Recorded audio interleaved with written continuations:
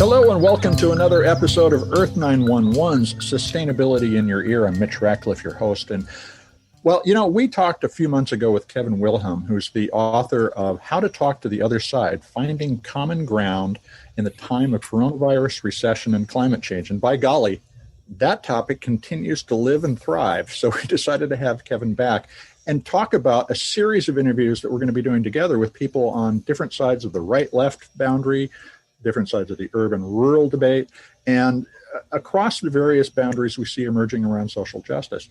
Kevin, welcome to the show. How are you doing today? I'm great. Thanks for having me, Mitch. Well, it's obviously been a strange time since we last spoke in August. And of course, there was a big event, the election.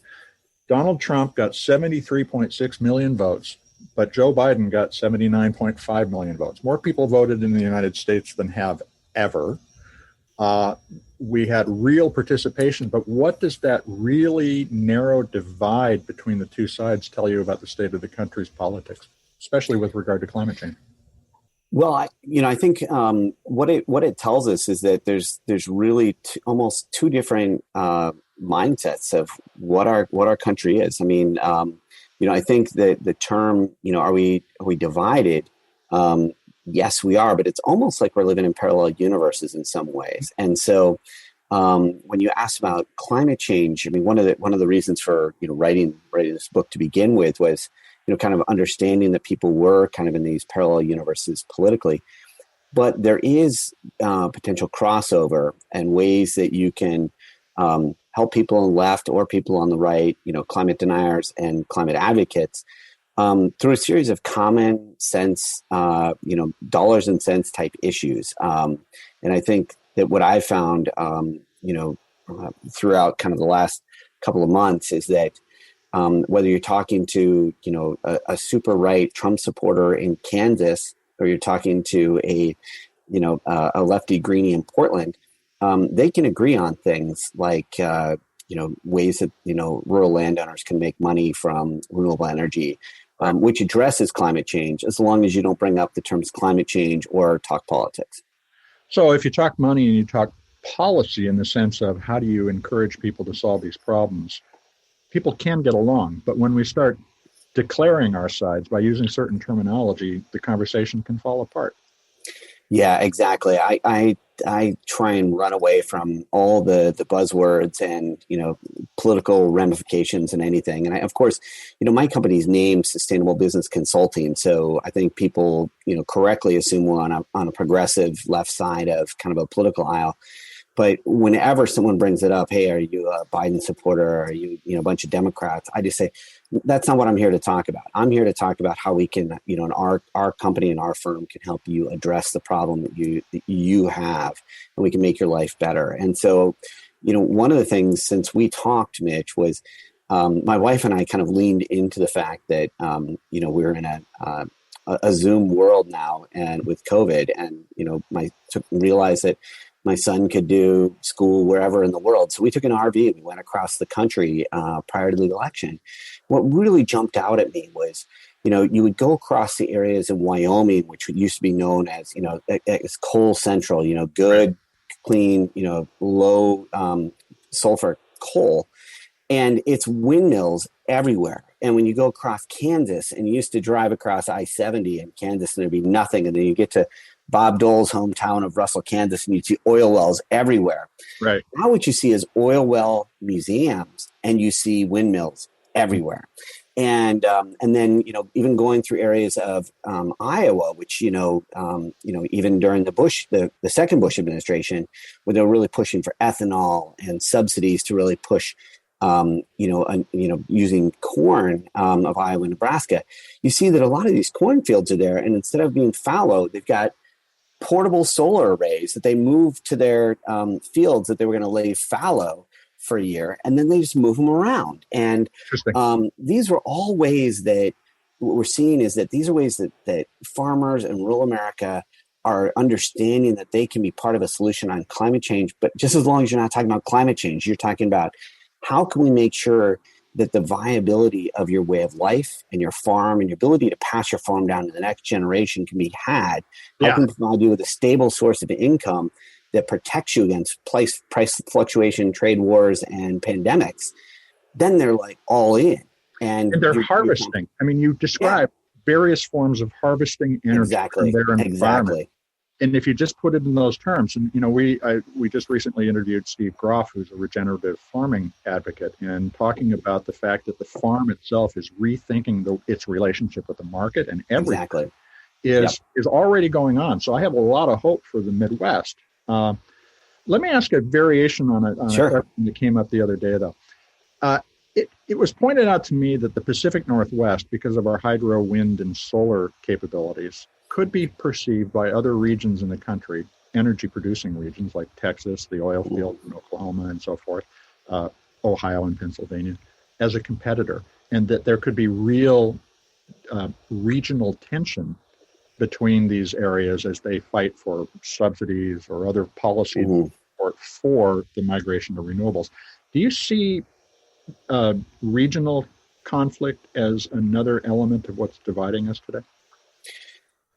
To some extent, I would say yes. I think on the hydro issue, I mean, the reality is something like 99% of all the rivers in the world that could be tapped for hydro energy have already been tapped for it. So I wouldn't say that hydro is the issue, but in the Northwest, we've had traditionally the lowest and cheapest energy prices. And so that's why you've got Boeing manufacturing here. That's why you have aluminum companies, which use, the most intensive amount of energy. Cement manufacturers are based out here because, again, they use super high, intense amounts of electricity to make their product. But I think that kind of competitive advantage is winnowing down in the same way that, the auto industry used to be based in Michigan in the Midwest, and then now it's in the South because of right to work laws, and they're diversifying. Boeing, is moving most of their manufacturing to South Carolina. Same thing. So I think energy is one of the sources. What I would say is when you look at a region like West Texas and eastern New Mexico, where the Permian oil basin is, or the Balkan oil reserve up in North Dakota, which has been huge for fracking, they're realizing that as oil prices have, and oil futures, when we saw in July and August started going negative, that they're sitting on a gold mine of a second source of energy, and that's wind and solar. And, West Texas could be the next Saudi Arabia in terms of energy around wind. And so I think you're starting to see these companies that used to refer themselves as oil companies now referring to themselves as energy companies, and they're quickly divesting from some of the spots and moving into renewables just simply because it's cheaper. That also raises another trend that I've been seeing. And since roughly July, there's been a lot of business news about pivoting to a renewable source of energy, pivoting to a sustainable production and supply chain, and a lot of financial activity. So BP has just announced its first hydrogen production facility. They actually seem to be committed to moving away from fossil fuels to renewables, while other companies are not. BlackRock, the financial firm, pledged not to invest in fossil fuels and to invest actively in renewable energy. Google raised billions of dollars in green bonds to green its operations. And Jeff Bezos, of course, the owner of Amazon and so many other things, gave away $791 million to various organizations. Do you see business finally really coming to terms with this and taking seriously the challenge that we face as a society? Absolutely, and I think it's been going for a while, but I think it really hit ahead this year. And I've worked with about 195 different companies and deal with CEOs on a daily basis. What I saw was a real switch in mindset around April, May. You saw that in March and April, the very traditional executive approach of, oh my God, the economy is going to crash. Let's bunker down. Let's cut wherever we can, lower, let's jettison our sustainability efforts and put off all capital projects. But then I think as the pandemic really set in May, June, and July, you had a lot of executives who were sitting back going, what's it all about? What do I want? What do I want our company to do? What do I want our legacy? Do we want to, do we want to do the same old thing, or we've already been forced to reinvent ourselves and work completely remotely and give up on business travel? And what other ways could we do things differently? Right. And I think that opened up the opportunity for companies to truly lean in and to show leadership. And one company you left out that I think has done amazing work is Microsoft. They've put questionnaires out to companies for a couple of years about climate change. And what I was hearing from clients was, we'd get this questionnaire and we'd fill it out and we'd never kind of, hear back from them as long as we completed it. But this year, they're really asking us, like, what are we doing and where are we making action? What policies we put in place? And so just by actually enforcing kind of some of their questionnaires, companies are all of a sudden going, well, we not only need to do this so we don't lose the Microsoft contract, but as we were in those discussions, those CEOs of those customers were all saying, well, what are we doing on climate change? And then when you saw what happened with the Breonna Taylor and George Floyd incidents over the summer, then CEOs were forced to lean in on it, and really, a lot of organizations, let's be honest, hadn't been truly authentic in what they meant by addressing diversity, equity, inclusion, and now they are forced to. And I think companies are just realizing, like, let's be on the right side of history, and I think that they're going to go for that. So I think it's really exciting. And I think whether or not Trump or Biden had won, I think companies are moving in. But I do think now that Biden has won, I think that the mindset is really shifting. Like, well, we know that there's going to be some changes and some actions on climate change, so we better get our act in gear. Well, and I think my perspective on the business transformation was they were going to do it regardless of who exactly won. Having to sit at home and to see their communities change around them, they also recognized that the priorities that everybody was talking about had to do with, the reliability of the supply chain, the weird and strange weather we all lived through at the same time. The wildfires in the West, the hurricane, the massive hurricane season in the South has refocused people's attention on the fact that our life is not as stable and predictable as we thought. Yeah. And that's really the basis for what we want to do this series of interviews around. Exactly. Getting people together to talk about the fact that, wow, we're all surprised. We're all back on our heels. How can we pull together? So we're going to be doing conversations about green investing. We're hoping to get some Goldman Sachs people on. We'll be talking about across the urban-rural divide, how we make policy to support environmental progress, trying not to use the buzzwords as I say that, and a number of other advocacy organizations. What are you hoping to get out of this, and where do you see some of these bridges starting to be built? So, Mitch, that's a great question, and what I want to get out of this podcast, but more importantly, what I want your listeners to get out of this is I want them to return to a sense of hope, and that there isn't this despair that you can't talk to someone from the other side on the political divide. I want them to realize that there's practical solutions that are available right now, right in front of our eyes, that can make people's lives better on both sides. And I think that, one of the things that we're all going through with the pandemic, it's almost like, when you ask somebody, how are you doing right now? You almost have to say, well, how are you doing?